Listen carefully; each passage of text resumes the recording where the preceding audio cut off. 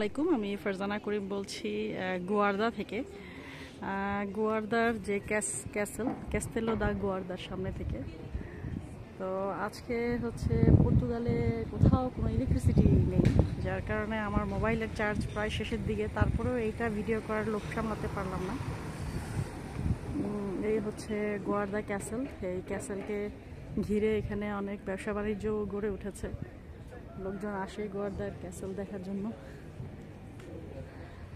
বিশাল বড় ক্যাসেল এটা।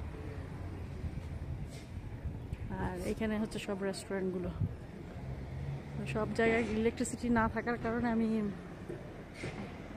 সাহস পাচ্ছি না কোনো ভিডিও করতে।